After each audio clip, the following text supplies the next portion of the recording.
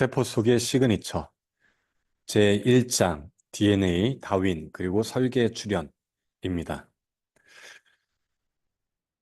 1953년 제임스 왓슨과 프랜시스 크릭이 DNA의 구조를 밝혀냈을 때 그들은 하나의 미스테리를 풀었지만 또 다른 미스테리를 만들어냈습니다.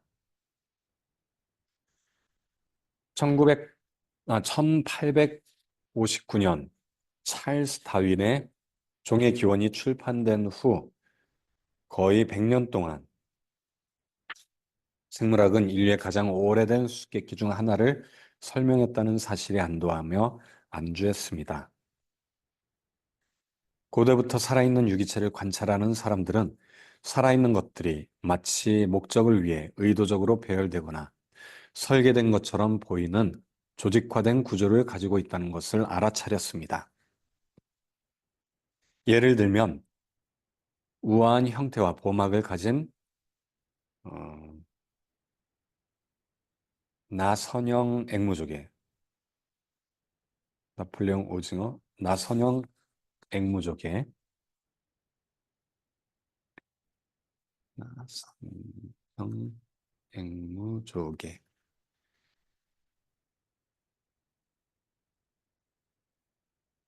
상호 의존적인 눈의 부분, 맞물리는 뼈, 근육, 새 날개의 깃털 등이 그것입니다.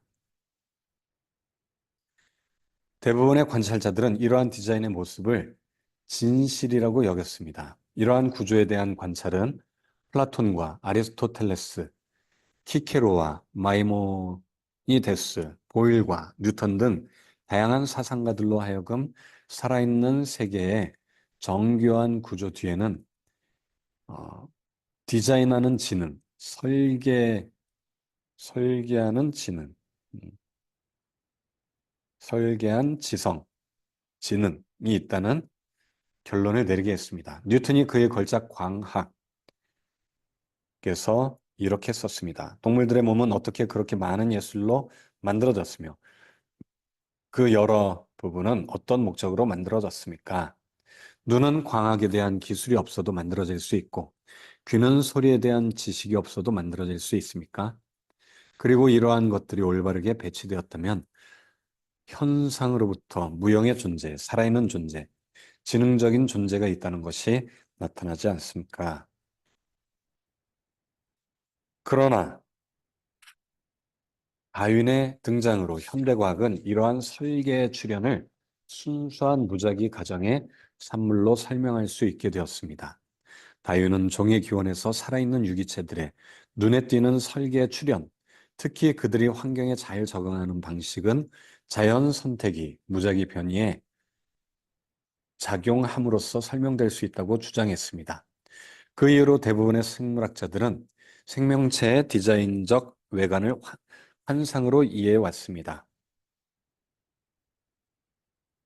강력하게 암시하는 환상일 뿐이지만 어쨌든 환상입니다. 크릭과 왓슨이 DNA의 구조를 구명한 지 35년 후 크릭이 말했듯이 생물학자들은 그들이 보는 것은 디자인된 것이 아니라 진화한 것임을 항상 명심해야 한다고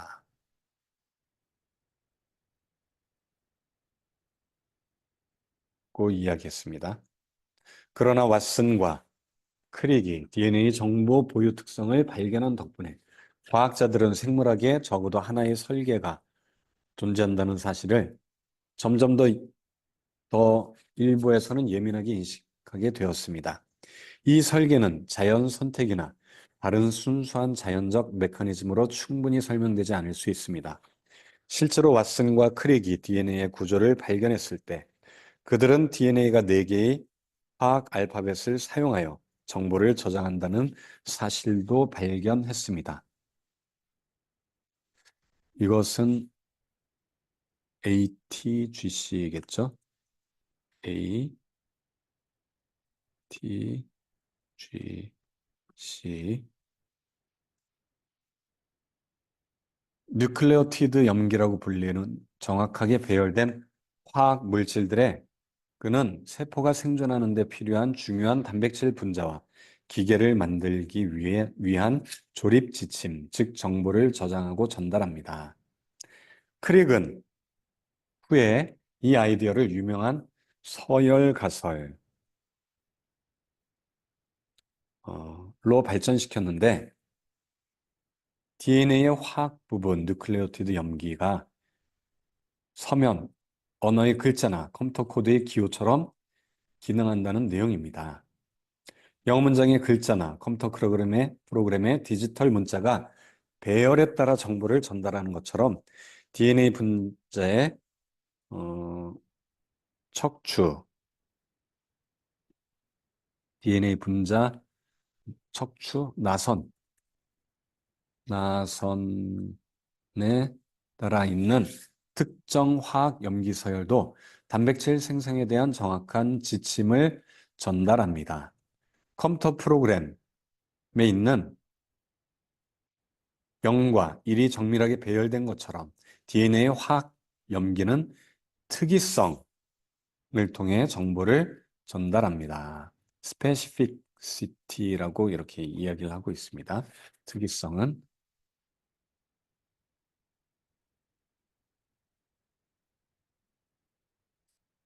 리차드 도킨스는 유전자의 기계 코드는 컴퓨터와 매우 흡사하다고 말합니다.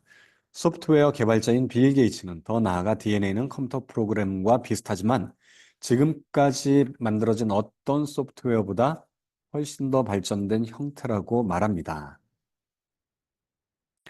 그러나 이것이 사실이라면 DNA에 있는 정보는 어떻게 생겨난 것일까요? 이 놀라운 외관의 디자인은 실제 디자인의 산물일까 아니면 디자인하는 지능의 힘을 모방할 수 있는 자연적인 과정의 산물일까? 이 질문은 생물학에서 오랫동안 풀리지 않은 수수께끼인 최초의 생명체의 기원에 관한 질문과 관련이 있습니다. 실제로 왓슨과 크릭의 발견 이후 과학자들은 가장 단순한 생명체 시스템에 대한 정보의 중심성을 점점 더 이해하게 되었습니다. DNA는 가장 원시적인 단세포 생물체까지 서비스하고 유지하는 수많은 중요한 단백질과 단백질 기계를 만드는 조립 지침을 저장합니다. 따라서 살아있는 세포를 만드는 데는 DNA나 그에 상응하는 분자에 저장된 조립 지침이 필요합니다. 생명의 기원에 대해 연구하는 음, 번트 올라프 퀴퍼스는 생명의 기원에 대한 문제는 생물학적 정보의 기원에 대한 문제와 근본적으로 동일하다고 설명합니다. 그만큼 정보의 기능 또 정보에 대해서 중요하다고 이야기를 하고 있습니다. 그림은 왓슨과 크릭의 모습입니다. 50여 년 전 왓슨과 크릭의 혁명적인 발견 이후 분자생물학과 세포생물학 분야에서 많은 발견이 이루어졌지만 이러한 발견은 DNA의 수수께끼를 풀기보다는 더 깊어지게 만들었습니다. 실제로 생명의 기원과 생명을 생성하는 데 필요한 정보의 기원에 관한 문제는 여전히 해결하기 어려운 문제로 남아 있어 하버드 대학은 최근 이 문제를 해결하기 위한 1억 달러 규모의 연구 프로그램을 발표했습니다. 왓슨과 크릭이 DNA의 구조와 정보 보유 특성을 발견했을 때 그들은 실제로 하나의 미스테리, 즉 세포가 유전 정보를 저장하고 전달하는 방법에 대한 비밀을 풀었습니다. 그러나 그들은 오늘날까지도 남아있는 또 다른 미스테리를 밝혀냈습니다. 그것은 DNA의 수수께끼, 즉 최초의 생명체를 만드는데 필요한 정보의 기원에 대한 미스테리입니다. 물론 어떤 면에서는 생명체 내 정보의 현실에 대한 인식이 높아짐에 따라 생명체가 더 이해하기 쉽게 보입니다. 우리는 정보의 유용성에 익숙한 기술 문화 속에서 살고 있습니다. 우리는 정보를 사고 팔고 전선을 통해 전송합니다. 우리는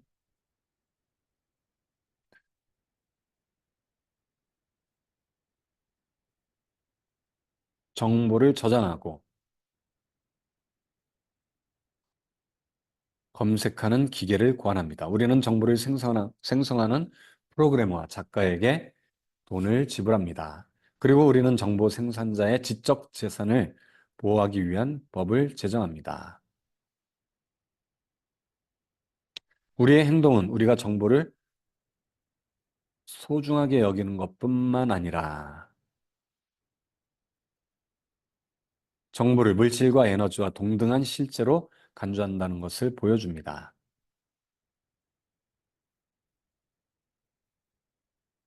정보를 실제로 간주하고 있는 거랑 마찬가지죠. 네.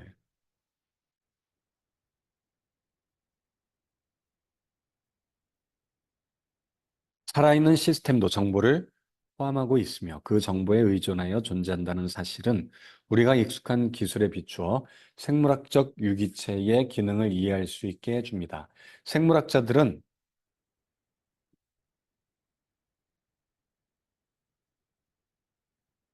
특히 살아있는 시스템의 작동에 있어 정보의 유용성을 이해하게 되었습니다. 1960년대 초 분자 생물학 분야의 발전으로 DNA 디지털 정보가 단지 복잡한 정보 처리 시스템의 일부일 뿐이라는 사실이 밝혀졌습니다.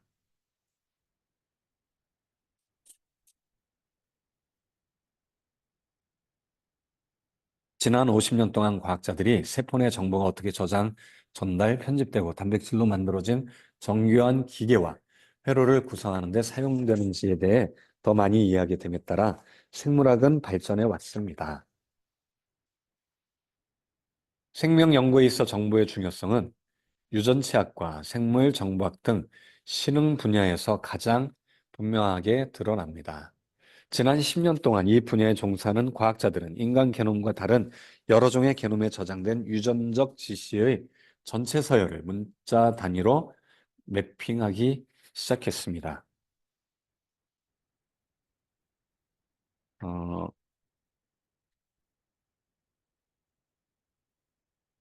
매핑한다는 건 지도를 그렸다라는 거죠. 예, 배열 지도를 그리기 시작했다. 문자 단위로 어,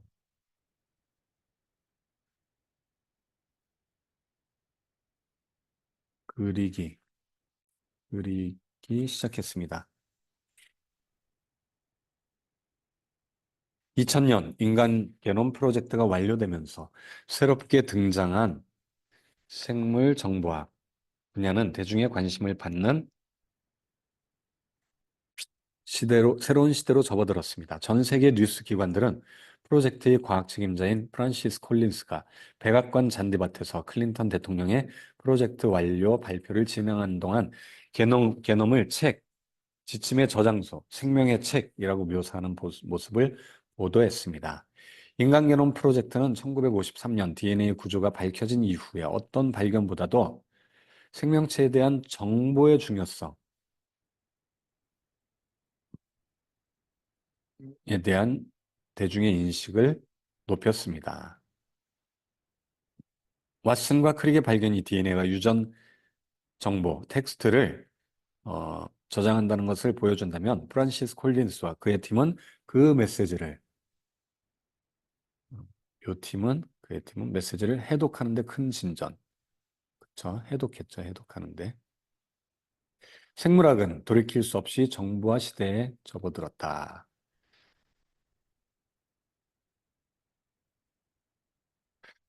그러나 다른 관점에서 보면 생명체 내의 정보의 현실은 삶을 더 신비롭게 만듭니다. 우선 정보가 정확히 무엇인지 이해하기 어렵습니다. 뉴욕에 있는 개인 비서가 받아쓰기를 입력하고 인쇄한 다음 그 결과를 팩스로 로스앤젤레스에 보내면 어떤 것이 LA에 도착합니다. 그러나 그 종이는 뉴욕에서 만들어진 것이 아닙니다. 종이에 있는 정보만이 뉴욕에서 온 것입니다. 보스의 말을 어,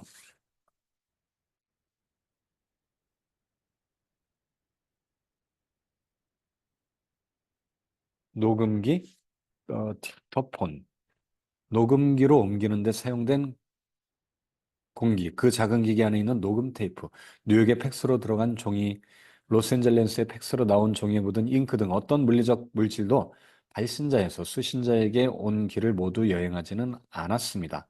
그러나 무언가는 왔습니다. 그 무언가는 정보겠죠.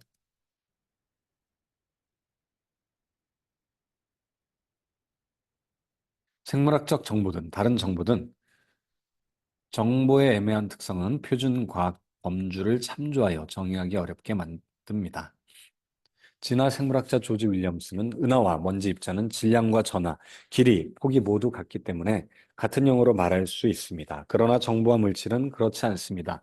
라고 말합니다. 예를 들어 빈 자기 테이프의 무게는 새로운 소프트웨어가 저장된 테이프나 인간 게놈의 전체 서열과 같은 수준입니다. 이 테이프들은 정보의 내용이 다르지만 정보의 내용, 가치가 다르다. 재료의 구성이나 질량의 차이가 있어서 그런 것은 아닙니다. 이 재료랑은 상관이 없죠. 정보는. 윌리엄스가 결론을 내린 것처럼 정보는 질량이나 전하, 밀리미터 단위의 길이가 없습니다. 마찬가지로 물질도 바이트가 없습니다. 이러한 공유된 설명자의 부족으로 인해 물질과 정보는 서로 다른 영역으로 구분됩니다.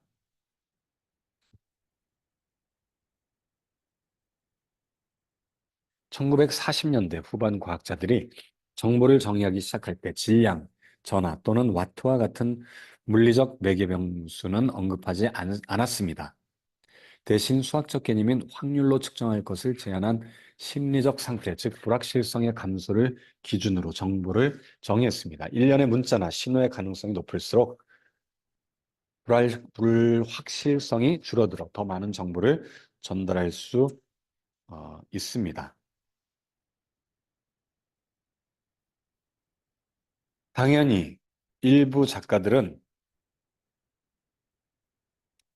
정보를 생각 자체와 동일시하기도 했습니다. 예를 들어 정보기술 전문가인 조지 길더는 광섬유가 발전하면서 점점 더 많은 정보가 점점 더 작아지고 가벼워진 전선을 따라 이동하게 되었다고 말합니다. 따라서 그는 기술이 발전함에 따라 우리는 더 적은 물질을 통해 더 많은 생각을 전달하고 있으며 그 비율의 분자, 즉 생각은 정보에 정확히 일치한다고 말합니다. 그렇다면 우리는 정보를 돌에 새기거나 컴팩트 디스크, CD에 구워지는 일종의 정신적 상념, 키메라로 생각해야 할까요? 아니면 좀 더 추상적으로 정보를 물질의 배열이라고 정의할 수 있을까요? 생각이든 정교한 물질의 배열이든 정보가 무엇이든 한 가지 분명한 것은 어, 확실해 보입니다. 인간이 정보로 인식하는 것은 분명 의식적 또는 지적 활동에서 비롯된 생각에서 비롯된 것입니다. 정보는 바로 이러한 지적 활동에서 생겨난 것이다. 한 사람이 팩스를 통해 받은 메시지는 다른 사람의 머릿속에서 아이디어로 먼저 떠오릅니다. 컴팩트 디스크에 저장되어 판매되는 소프트웨어는 소프트웨어 엔지니어의 설계에서 비롯되었습니다.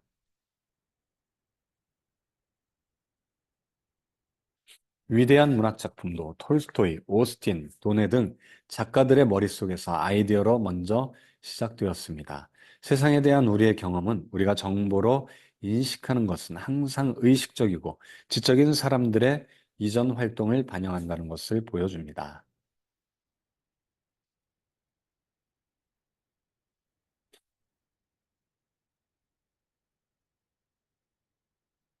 저 지적인 사람들의 정보로 인식하는 것은 항상 의식적이고 지적인 사람들의 활동이죠. 네.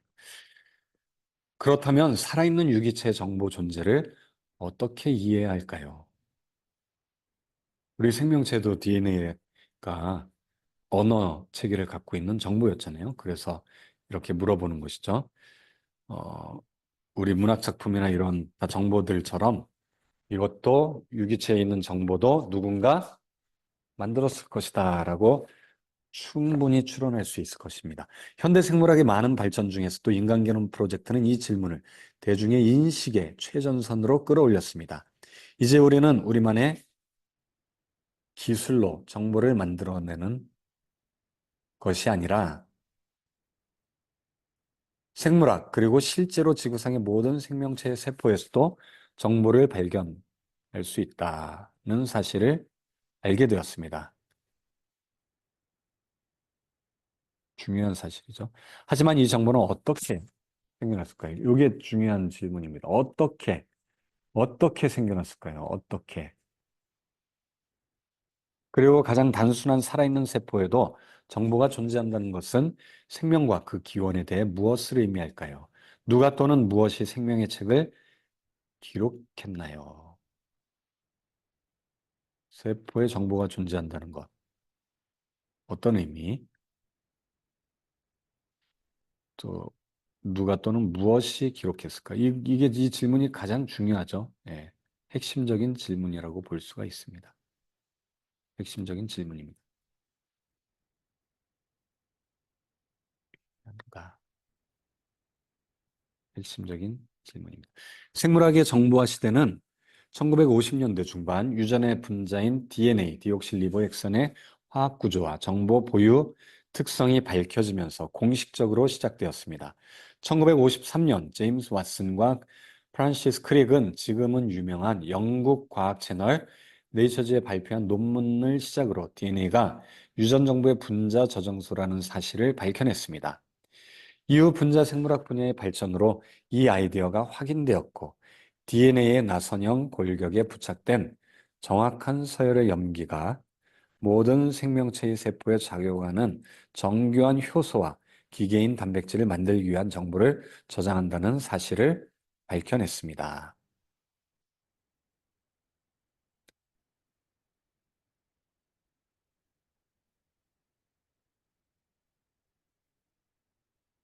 네. 네이처지에 발표한 논문을 한번 살펴볼까요?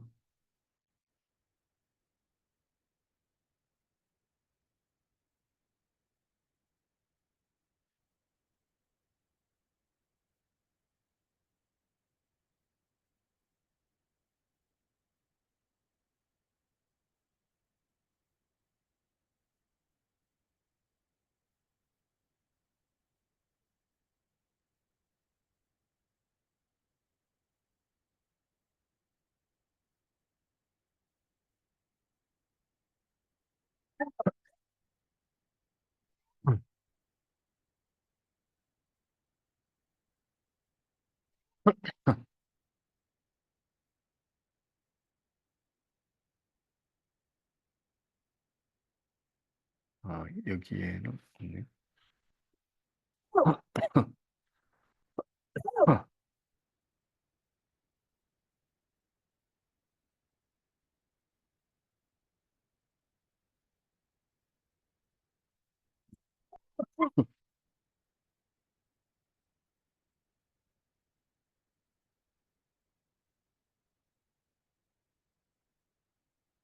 맞습니다. 크리게.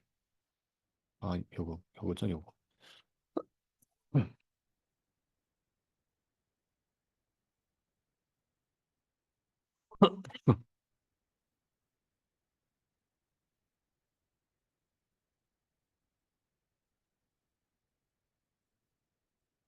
굉장히 짧은 논문인데, 어, 제가 찾아놓은 게 있긴 했는데, 넘어가도록 하겠습니다.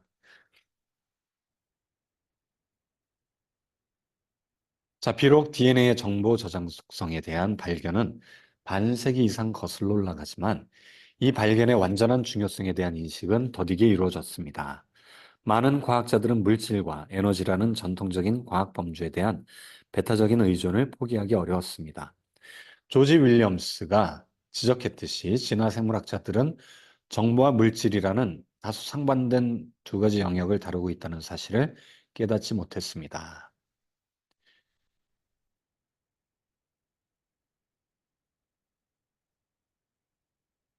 유전체는 물체가 아니라 정보의 패키지. 중요하죠, 이게.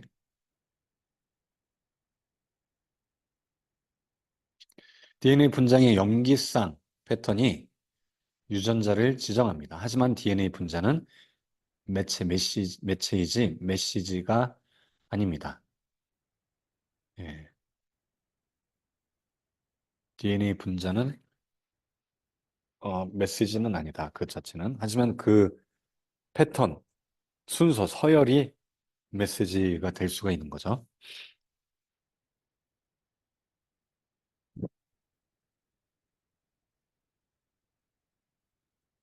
그러나 이러한 인식은 더 깊은 질문을 던집니다.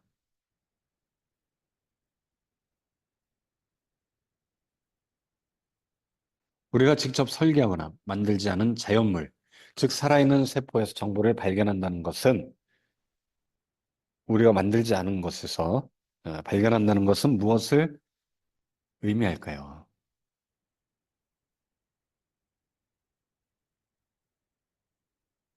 정보 이론가인 휴버트 요키는 유전암호는 현대 통신과 컴퓨터 코드에서 발견되는 것과 동일한 원리로 통신과 기록의 문제에 직면하고 이를 해결하기 위해 만들어졌다고 말합니다. 유전암호.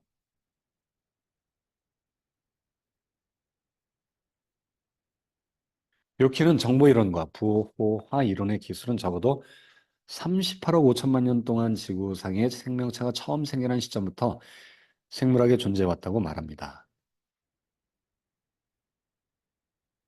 굉장히 길게 이렇게 보고 있죠. 진화론에서는. 이 사실을 어떻게 해석해야 할까요? 생명체 정보는 어떻게 처음 생겨났을까요? 우리의 상식적인 추론으로는 인간의 기술이나 문헌에 있는 정보처럼 최초의 생명체에 필요한 정보가 설계 지능에서 비롯되었다고 결론을 내릴 수 있습니다. 하지만 현대 진화 생물학은 이러한 생각을 거부합니다. 물론 많은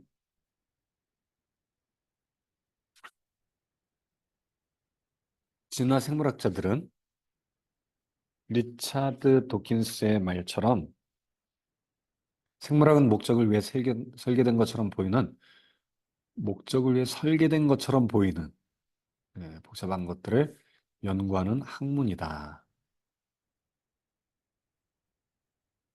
도킨스가 얘기한 겁니다.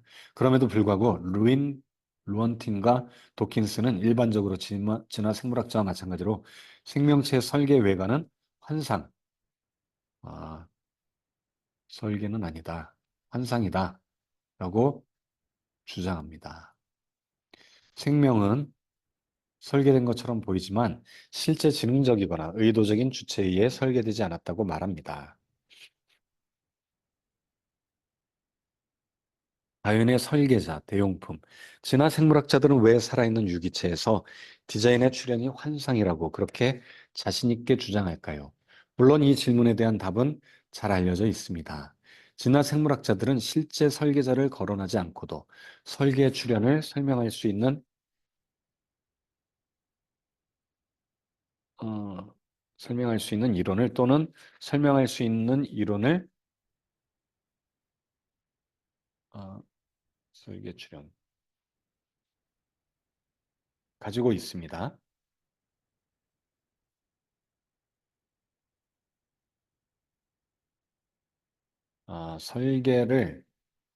설계 출현을 설명할 수 있는 이론을 설계자 없이도 또는 설계를 없, 없는 설계를 없는 것으로 보이게 만들 수 만들 수 있는 이론을 가지고 있습니다. 고전적 다윈주의와 현대의 신다윈주의에 따르면 무작위적 변이 또는 돌연변이에 작용하는 자연 선택의 메커니즘은 지성의 효과를 모방할 수 있습니다.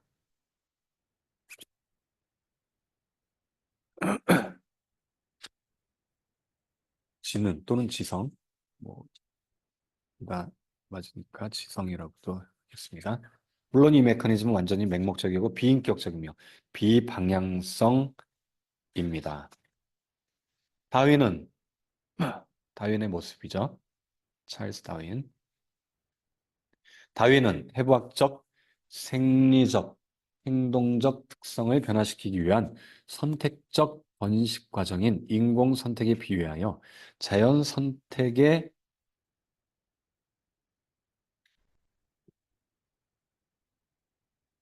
자연 선택의 원리를 발전시켰습니다. 예를 들어 한 농부가 어린 종마 중 일부가 다른 종마보다 빠른 것을 관찰할 수 있습니다.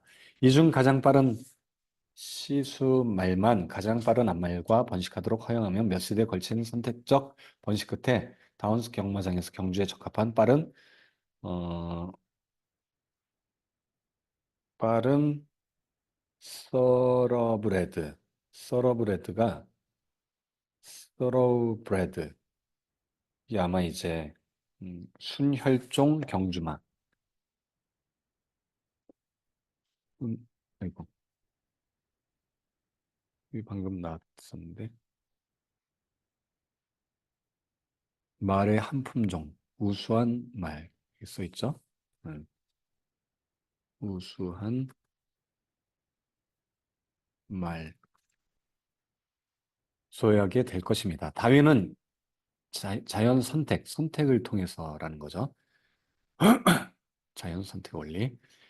다윈은 자연이 이러한 선택적 번식 과정을 모방할 수 있다는 것을 깨달았습니다. 비정상적으로 빠른 포식성 야생 고양이의 존재는 야생물에서 가장 빠른 말을 제외한 모든 말을 위험에 빠뜨릴 수 있습니다.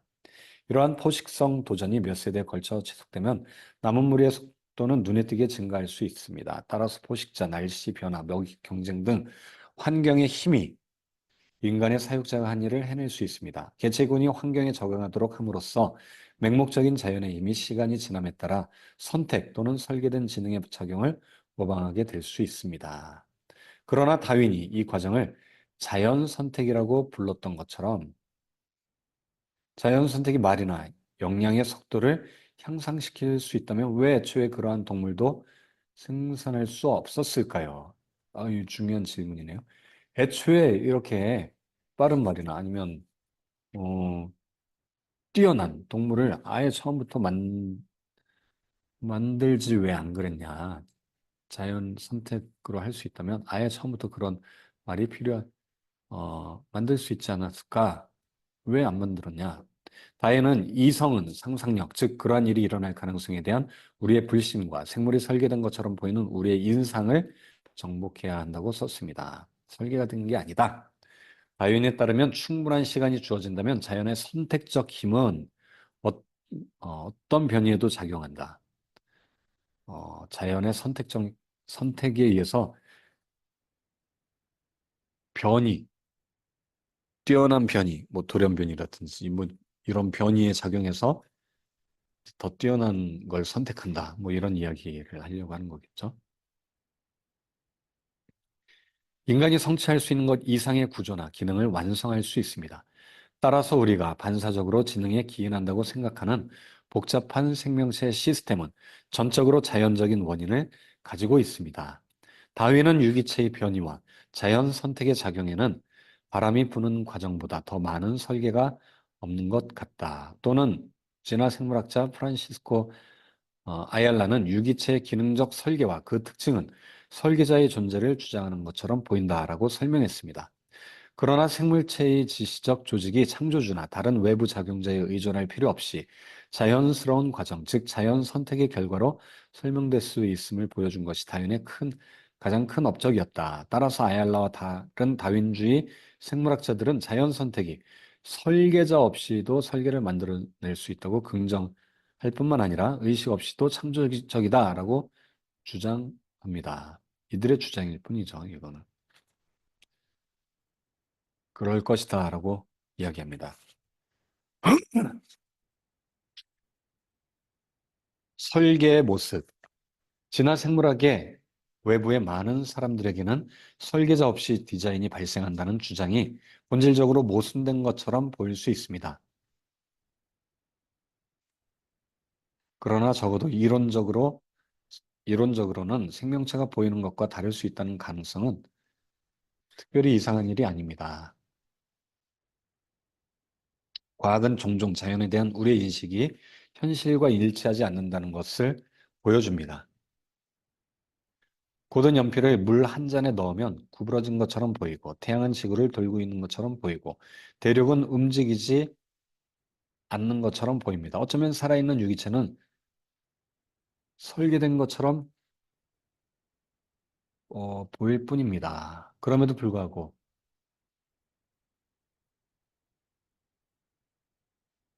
생물에 대한 우리의 일반적인 직관이 과학적으로 부정되는 데에는 흥미로운 점이 있습니다. 다윈 이론에 의해 설명된 이후 거의 150년 동안 설계에 대한 이러한 인상은 지금까지도 변함없이 지속되고 있습니다. 여론조사에 따르면 미국 대중의 거의 90%가 의도적인 창조주의 역할을 부정하는 본격적인 신다윈주의 진화론을 받아들이지 않는다고 합니다. 이들 중 많은 사람들이 어떤 형태의 진화적 변화를 받아들이고 과학 전반에 대한 높은 견해를 가지고 있지만 생명 세계의 설계에 대한 가장 깊은 직관과 확신을 스스로 부정할 수는 없는 듯합니다. 1860년대 이후 모든 세대에서 다윈주의와 신다윈주의에 대한 과학적 비평가들은 이 이론에 대한 심각한 증거 반대를 제기해 왔습니다. 1980년대 이후 점점 더 많은 과학자와 학자들이 생물학적 진화론과 화학적 진화론 모두에 대해 깊은 의구심을 표명했으며 이들은 각각 설계를 암묵적으로 부정하고 있습니다. 심지어 정통 진화 생물학자들도 현대 유기체에서 설계가 압도적인 인상을 준다는 사실을 인정하고 있습니다. 프란시스 크릭의 말을 다시 인용하자면 생물학자들은 그들이 보는 것이 설계된 것이 아니라 진화한 것임을 끊임없이 명심해야 합니다.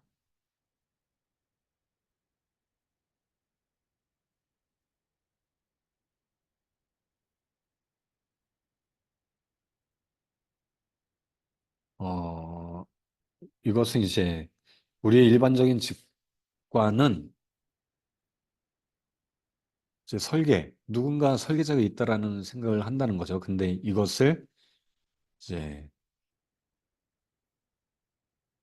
진화론자들은 암묵적으로 계속 부정하고 계속 이야기한다는 거죠. 진화한 것임을 끊임없이 명심해야 된다라고 계속 주입하고 있습니다. 더 흥미로운 점은 현대 생물학자들이 의도적인 설계를 명백히 부정하는 그 언어를 사용하지 않고는 이제 살아있는 유기체를 거의 설명할 수 없다는 것입니다. 과학 철학자 마이클 루스가 지적했듯이 생물학자들은 스테고사우루스 등 지느러미의 목적이나 쇠 규탈의 기능에 대해 묻고 아일랜드 엘크의 뿔이 경쟁자를 위협하기 위해 존재했는지 아닌지에 대해 논의합니다.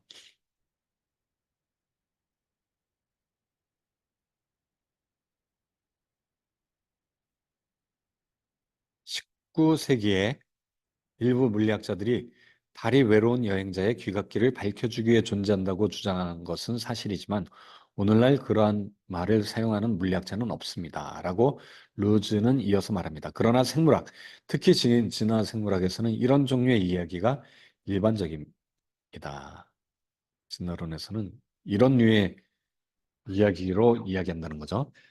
아까 이야기한 것처럼 새 깃털, 스테고사우루스 등 지느러미의 목적, 그들이 이런 것을 가진 것은 날기 위해 우연히 존재했다. 뭐 이렇게 그런 진화론자의 세계는 의도의 의너에 흠뻑 젖어 있다고 결론을 내립니다. 그러나 그러한 의도적 언어에 대해 역설적이게도 가장 심각한 비판조차도 편의를 위해 예, 라는 그 언어, 편의를 위해, 잘 날기 위해, 잘 헤엄치기 위해, 그렇게 살기 위해 그 언어에 빠져듭니다. 적어도 이론적으로는 과학에서 이러한 은유를 사용하는 것은 무지에서 비롯된 것입니다. 물리학자들이 중력의 인력에 대해 이야기하는 이유는 원거리에서 작용하는 원리를 실제로 알지 못하기 때문입니다. 미스테리가 존재하는 곳에는 은유가 지배합니다. 미스테리, 수수께끼 잘 모르는 것은 은유가 지배한다. 그럴, 그렇겠죠. 이러한 이유로 생물학이 발전하고 새로운 발견으로 생물학적 기능의 분자적 기초가 밝혀지면서 목적론적 은유에 대한 생물학의 의존도가 줄어들 것으로 예상했을 수도 있습니다. 하지만 정반대 현상이 일어났습니다. 현대 생물학의 가장 환원주의적인 하위 분야인 분자 생물학의 출현은 목적론적 언어에 대한 의존도를 더욱 심화시켰을 뿐입니다. 목적론적 언어에 대한 의존도, 이 중요한 것. 실제로 분자생물학자들은 통신이론, 전기공학, 컴퓨터 과학에서 종종 자의식적으로 표현을 가져와 새로운 첨단 목적론을 도입했습니다. 현대분자 및 세포생물학의 어휘에는 겉보기에는 정확해 보이지만 의도의 형이상학으로 가득 찬 것처럼 보이는 설명적 용어가 포함되어 있습니다. 유전자 코드, 유전 정보, 전사, 번역, 편집 효소, 신호 전달 회로, 피드백 루프, 정보 처리 시스템 등이 그것입니다. 이런 것들은 다 형이상학적인, 눈에 보이지 않는 그런 설명적 용어죠. 리차드 도킨스가 지적했듯이 전문 용어의 차이를 제외하면 분자생물학 저널의 페이지와 컴퓨터 공학 저널의 페이지가 서로 바뀔 수도 있습니다. 이 점을 강조하기라도 하듯 시카고 대학의 세포생물학자 제임스 샤피로는 포유류의 혈액 응고 시스템을 구성하는 단백질의 통합 시스템을 강력한 실시간 분산 컴퓨팅 시스템으로 설명합니다. 같은 맥락에서 그는 세포 내 많은 생화학 시스템이 전자회로의 배선도와 유사하다고 지적합니다. 생물학 역사가인 티모시 르느 아르는 목적론적 사고는 현대 생물학에서 꾸준히 저항을 받아왔습니다. 라고 말합니다. 그러나 거의 모든 분야의 생물학자들은 생명체의 목적성을 부여하지 않는 언어를 찾기 위해 고군분투하고 있습니다. 따라서 세포의 분자 생물학은 말할 것도 없고 생물학적 유기체에 대해 잘 아는 사람은 설계를 거부하는 사람들조차도 환원적, 다윈주의적 관점과 양립할 수 없는 언어를 사용하며 실제 설계를 공식적으로 부인하는 것처럼 보입니다. 이는 궁극적으로 아무 의미가 없을 수도 있지만 적어도 한 가지 의문을 제기합니다. 설계에 대한 우리의 인식이 지속되고 목적론적인 언어를 사용하는 것이 생명의 기원이나 생명체의 기원에 대한 실제 설계를 부정하는 과학 이론의 타당성에 대해 무엇을 시사하는 것일까요?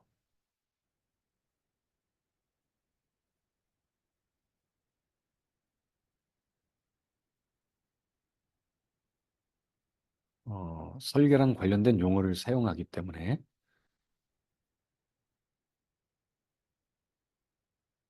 그것은 곧 설계가 실제 한다는 것을 이야기하는 거겠죠. 항상 그렇듯이 과학에서 이러한 질문에 대한 답은 전적으로 과학자들이 자신의 이론에 대해 제공할 수 있는 정당성에 달려 있습니다. 직관과 인식은 옳을 수도 있고 틀릴 수도 있습니다. 생물학계의 많은 사람들이 확신하듯이 진화론에 대한 대중적, 심지어 과학적 의심은 전적으로 무지나 종교적 편견에서 비롯된 것이며 목적론적 언어는 지평선 뒤로 해가 졌다는 말처럼 편의상의 은유에 지나지 않을 수도 있습니다. 그러나 과학적 의견에 반대하는 사람들이 끈질기게 반대하고 생물학자들이 목적론적 언어를 피하지 못하는 것을 보면 호기심이 생깁니다. 진화 생물학자들은 생명체의 설계가 출현한 진정한 원인을 발견했을까요? 아니면 다른 원인을 찾아야 할까요? 생물에 대한 우리의 직관을 믿어야 할까요? 아니면 생물학적 기원에 대한 표준 진화론적 설명을 받아들여야 할까요?